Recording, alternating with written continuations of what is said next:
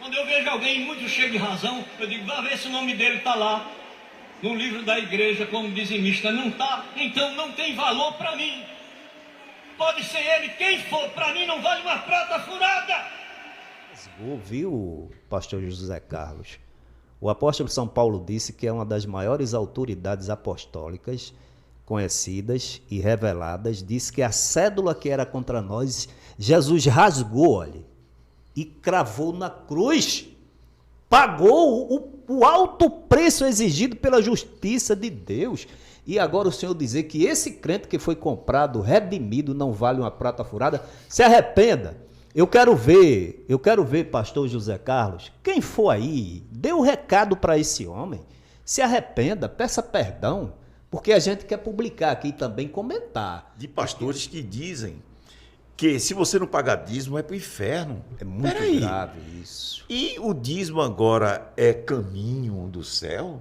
Só vai para o céu quem paga dízimo? Isso é uma doutrina satânica distorcida.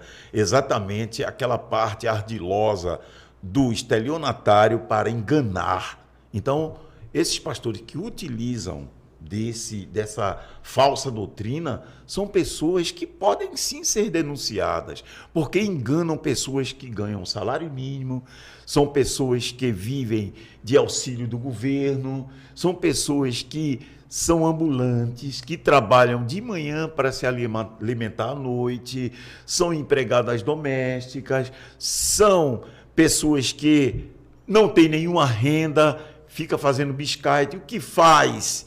Leva para a igreja. Infelizmente, existe isso exatamente por conta dessa doutrinação falsa, que tem como um padrão geral de dizer que é para sustento da obra. Aí esquece de que nessa obra que eles falam é a obra também de enriquecimento pessoal. Todos são ricos, Josué. Eu recebi, e a gente não vai replicar aqui, doutor Miguel, um videozinho onde mostra, eu vou dizer, no Belém do Pará, na Igreja Assembleia de Deus, que isso aí tá geral. A esposa do pastor chegando de limusine. Limusine. E engraçado que nesse mesmo vídeo, o locutor, a pessoa que está fazendo, se escandalizam com o salário de 40 mil, de 30 mil. Imagina, Josué, se fosse aqui hoje o pastor presidente, com a renda que ele tem, com todas as regalias, é salário que ia espantar lá o pessoal do Pará. É mais de 200 mil reais. E outra, e o pior é que está há 25 anos. Imagina o patrimônio desse homem. Imagina o patrimônio. Sem saber o que é pagar uma conta telefônica. Tudo é igreja. Sem saber o que é isso é obra pagar do um Senhor, plano de saúde. Isso é obra do Senhor? Sem saber o que é preparar um filho, doutor Miguel. Investir no conhecimento, no crescimento cultural, para prestar concurso em condições de igualdade e se estabelecer como profissional no mercado. Não sabe o que é isso, não. Por quê? A educação dos filhos é custeada por aqueles que estão com seus filhos em colégios estaduais, com as condições mínimas de educação, sofrendo muitas vezes as violências. É aquilo, né? Tem a questão das dinastias. Aí esses que não dão a educação, né? Acesso a colégios bons, professores bons, cursos bons, contribui para a formação. Veja só que contraste absurdo. Dos filhos desse gestor presidente, tem uma boa formação e quando eles se formam, em vez de ir para o mercado de trabalho e contribuir com a administração da igreja, com a obra, como eles chamam, vai viver daquilo mantido por quem deu a formação a eles. Meu irmão, que absurdo. Isso está na cabeça de quem? Isso é justiça, é? Por isso que eu continuo dizendo, quem quiser se incomodar, se incomode. Eu não estou atrelado a nenhuma igreja. Amo todas as igrejas, amo todas. Não sou religioso, estou apenas denunciando esses falsários. Quem vestia a carapuça Não é Problema, religioso, claro, não como eu sou. também não sou, mas Não sou somos religioso. cristãos, Cristãos regidos que- pela palavra de Deus que e pela doutrina exatamente- apostólica. Exatamente. Não é verdade, doutor Miguel? A coisa, doutor Miguel, é assim tão esdrúxula, tão absurda, né? Mas o senhor vai dar sequência aí, né, doutor Miguel? Eu vou dar aos sequência outros porque vídeos, né? tem uma fala, eu não sei se é o que vem na sequência, que do pastor José Carlos da Paraíba, que diz que se o dizimista não tiver lá na lista dos dizimistas, para ele não vale uma prata furada. Agora não é só ele não, viu? É todos esses líderes, Josué. Todos. Significa, doutor Miguel, que é um espírito que não vem... Olha, igreja, crente, doutor Miguel está dizendo que são todos, eu concordo, e você há de ver aí. Ele vai provar aqui. Isso prova que há um espírito que comanda, conduz e dirige esses homens. E esse espírito não vem da parte de Deus. Quando eu vejo alguém muito cheio de razão, eu digo, vá ver se o nome dele está lá no livro da igreja como dizimista. Não está, então não tem valor para mim.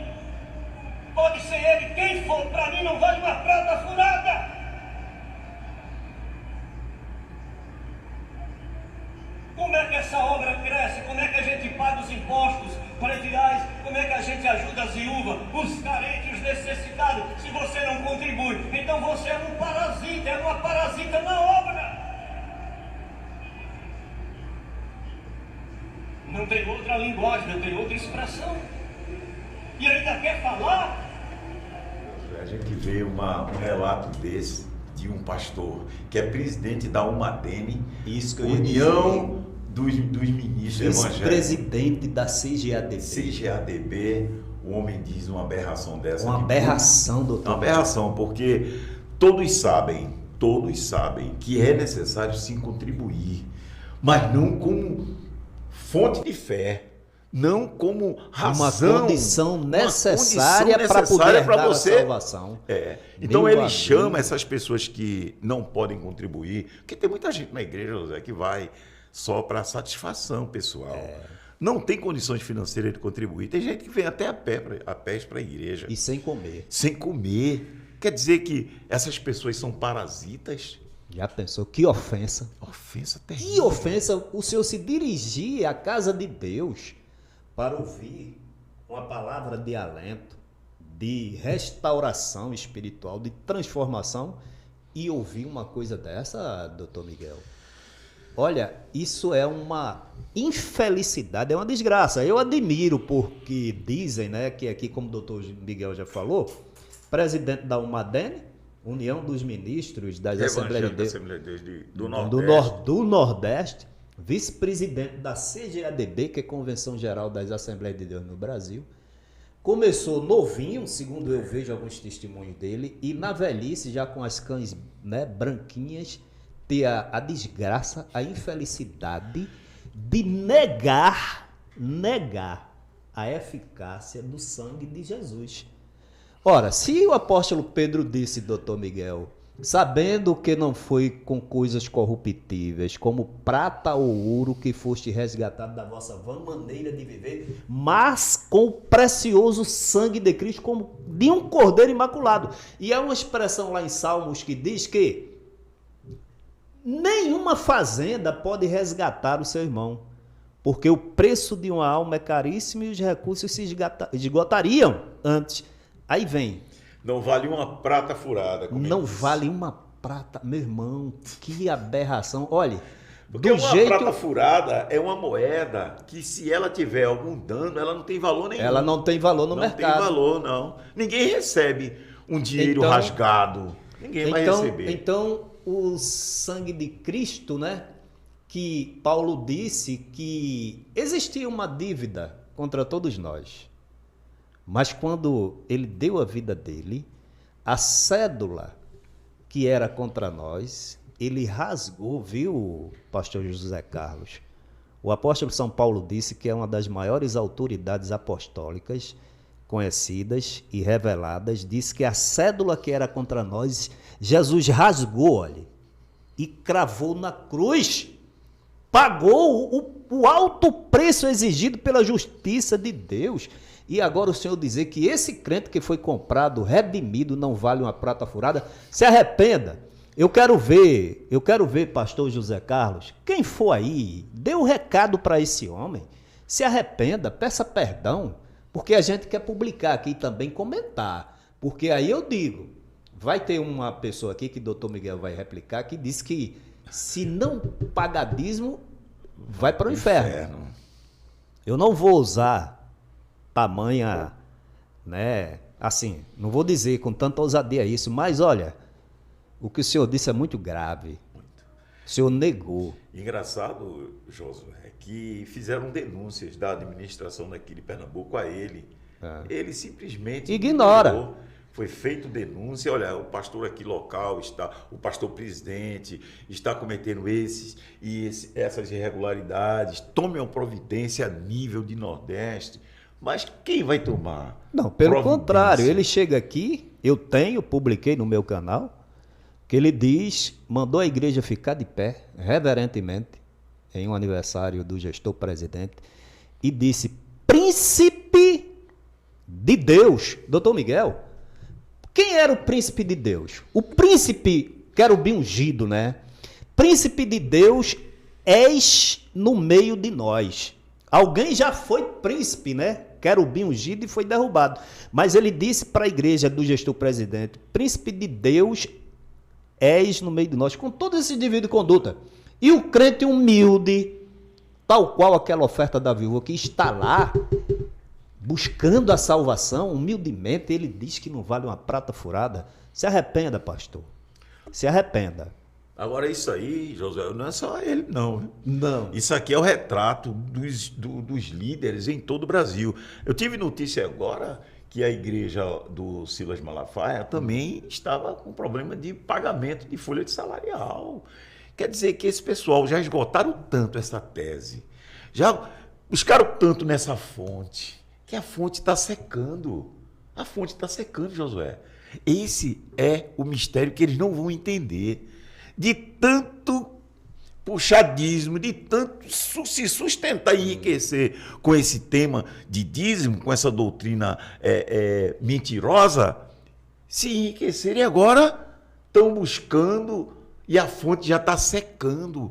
A gente tem conhecimento de que aqui no estado mesmo, o pastor está vendendo já o seu patrimônio. Por quê? Porque a fonte está secando. Esse patrimônio que eu tenho assim uma visão assim que ele está vendendo porque assim, né, a aquisição desses patrimônios foi um escândalo muito grande em relação à realidade da membresia, em relação à realidade, à renda per capita da região. Se a gente denunciou, mostrou, e ele insiste em morar lá, seria muito incômodo para ele. Olha onde é que aquele homem mora, olha ali coisa e tal. Então ele prefere vender para se livrar. Seria um prédio dessa brasa nas mãos. Seria um prédio muito suntuoso e luxuoso para um pastor. Ali era um prédio, um casarão, Josué, para um alto empresário, dono de indústrias. Ali sim, porque é muito grande, é um quarteirão. É coisa que você fica sem noção do tamanho. É um disparate demais. E outra coisa, grande. Isso deixa aparentar e também aparecer o desvio daquela situação pastoral dele. Quem sabe que os investimentos agora não estão sendo fora do Brasil? Porque lá não tem, né, nenhum membro que possa nos... Porque essas informações, olha, diga-se de passagem, quem nos traz são as próprias pessoas. O que a gente faz é buscar as provas. Se as pessoas pensam que a gente tira isso da nossa cabeça, estão muito enganados. Sabe por quê? Porque pessoas lá de dentro, pastores, amigos meus, servidores que trabalham lá, passam para a gente essa informação, para Josué, para mim, porque não concordam com o que ele faz na surdina, estão na mesma situação daquele pastor que hoje diz que quem não presta conta é ladrão e devorador. A mesma coisa os que estão lá dentro acham isso, mas não tem coragem de falar. Eu fico feliz com uma coisa, Josué, eu vou confessar a você. O homem planeja e Deus graceja. Isso é um adágio judaico. Veja, Ele fez a arrecadação de milhões. Veja bem, ele fez a arrecadação de milhões. Ele fez uma maquete dando uma projeção como se ele fosse o maior líder que já houve na Assembleia de Deus no estado de Pernambuco. Deus só observando, Deus deixando, ele planejando. Vou construir aqui o maior templo do Nordeste. Só observação, o senhor vai mostrar aí que ele não, como que se não, ele se acha. Ele se acha. E ele disse que é. Então, vejam bem que ele planejou, arquitetou, E não arrecadou não executou. milhões, mas Deus não permitiu ele concluir a obra. Por quê? Porque aquilo ali não era para exaltação do evangelho, exaltação da igreja, aquilo era exaltação pessoal. Era algo pessoal dele. Tanto é que está liberado para construir, passaram em todas as etapas. Desde 2012. Desde 2012, cadê? 11 anos, cadê o templo? Está lá. Com certeza, essa área vai ser desapropriada pelo poder público. Se ele não vender, vai ser desapropriado, porque é uma área muito valiosa no centro da cidade e está ociosa. Não se pode manter uma área daquela ociosa, Josué. Já teria que ter iniciado a construção, lançado a pedra fundamental, as máquinas já entrarem para a construção. Mas cadê? Cadê o dinheiro arrecadado? Deus não permitiu que ele fizesse isso para exaltação própria, para uma grandeza e uma soberba, que é típico do dele. Está entendendo? A soberba dele, que maltrata os irmãozinhos que vão procurá-lo no gabinete, como o tio Cabral, sofreu humilhado. Então, essa soberba... O povo esquece, doutor. Essa soberba que o filho de tio Cabral falou aqui, Samuel Cabral, um abraço para você, Samuel. Samuel falou aqui a humilhação que ele fez com esse homem. Trabalhou 18 ou foi 23 anos nessas rádios, nessa rede que é dele, de graça. De graça. E ele humilhou o rapaz, ele infelizmente não está mais entre nós. Mas veja, por outro lado, ele comprou um imóvel nesse quarteirão, um imóvel na mesma rua, que ele comprou também outro imóvel, também com quarteirão. 2 mansões ele comprou, uma no nome dele e outra no nome da igreja. Veja que absurdo. Aí está lá o imóvel ocioso, ao invés dele vender e pagar as dívidas da igreja ou usar na construção, está lá 2 imóveis. Quem tiver dúvida pode observar. O nome da rua, qual é, Josué? Rua Ferreira Lopes, número 304, é a dele, que ele comprou com ele e a esposa em 2017. Vale a pena dizer que essa casa, essa residência, em 2016, eu tenho o anúncio do corretor do imóvel, era 4 milhões de reais. Eram 4 milhões de reais. Passando, eu acho que uns 500, não chega nem 500 metros, 300 metros, ele comprou a 404. Olha aí. Essa foi em nome da igreja, só que quem assinou foi quem, doutor Miguel? Ele como presidente e o filho como vice. E está lá a casa fechada até hoje. Aí, a gente vai dizer agora, isso aqui exatamente, insistentemente. E a gente, mais um planejamento dele, que era para morar como uma grande autoridade religiosa, como o Papa... Parece mais um convento lá, viu? O Papa da Assembleia de Deus. Aí o que aconteceu? A gente teve notícia agora que ele está vendendo esse imóvel.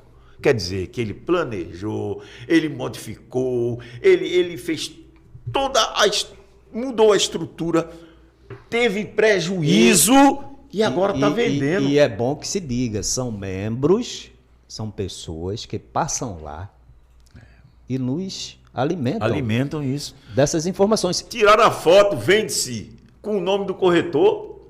Vejam que absurdo. Quer dizer que ele comprou em torno aí de uns 4 milhões, está vendendo por quanto, Josué? 3 milhões. 3 milhões, quer dizer, depois de várias reformas. Depois de 6 anos e aí está vendendo esse casarão. Isso. Então a gente vê... e veja a questão. Ele planejou e não concluiu.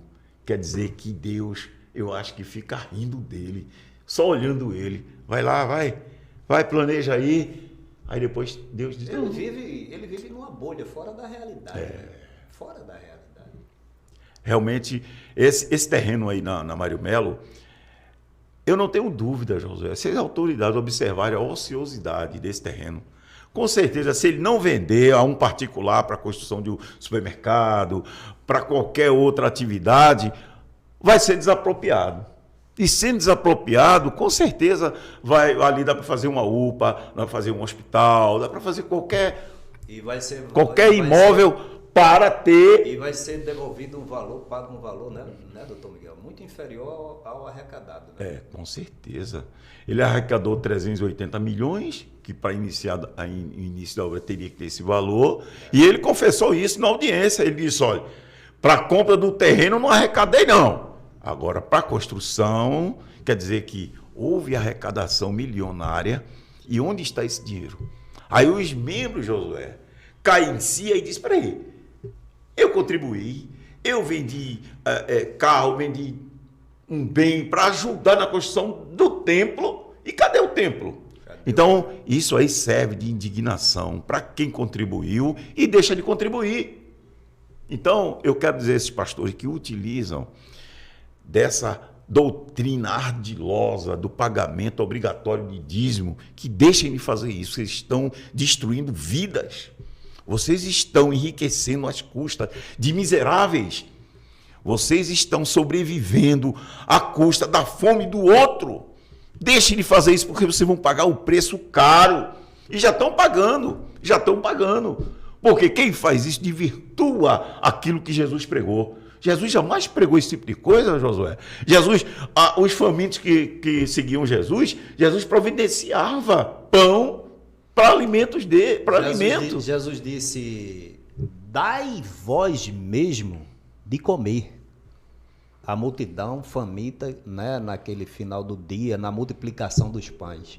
Dai vós mesmo de comer. E de graça. E de graça, claro. Mas hoje o seguinte, né, o dinheiro é para engrandecimento da estrutura material da igreja e para proteção, né? E para o patrimônio desses homens. É como se fosse uma casta em cima, poderosa, que tem que ser alimentada pela casta de baixo, certo? Então é uma casta que ele é inatingível. Ela fica lá em cima só sobrevivendo do suor alheio de quem está embaixo e da miséria de quem está embaixo. E outra coisa, vendem. Isso aí é uma espécie de produto. Olha, a gente vai pregar aqui, a gente vai dar toda essa estrutura, mas tudo isso aqui é pago. Você vai ter que dar dinheiro para isso. Funciona assim, Josué, infelizmente. E assim as pessoas têm enriquecido. Doutor Miguel, e assim, né? Porque o senhor vai falando aí, eu vou imaginando. Olha, a coisa é tão difícil, meu irmão, que uma vez esses homens,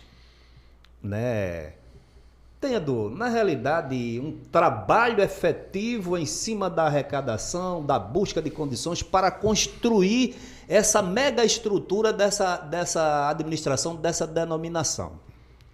Com isso aí, doutor Miguel, o apego deles àquilo ali é tão grande que é difícil eles terem uma administração participativa, deixarem nas mãos de outros homens teoricamente levantados por Deus, se eles passam a se sentir donos. Não, ele se considera o dono da igreja, apesar então, de a igreja ser centenária. A igreja é centenária. Ele administrou por 25 anos. O senhor não viu aquele império de Nabucodonosor? Aliás, Nabucodonosor foi um império, um grande império, mas aqui do nosso dia, de Saddam Hussein. O cabra preferiu morrer como um rato. Preferiu que os filhos fossem perseguidos e mortos a entregar a administração que, teoricamente, seria pública a outras pessoas. A mesma coisa aconteceu com Muammar Gaddafi. A mesma coisa da Líbia. A mesma Ele concentrou tudo nele e depois aquilo ali serviu como meio de pessoal matá-lo em praça pública por conta dessa concentração de poder. E a comparação não é desproporcional. Você vê que a grandeza de Saddam Hussein, doutor Miguel, era restrita ao território do Iraque.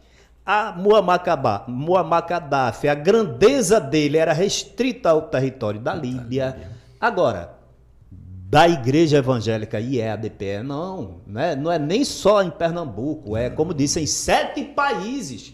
E onde ela achar que deve ir. Exatamente. Então, é um espírito possessivo muito maior do que esses de ditadores. imperialistas. Isso é império. Então, é aquilo.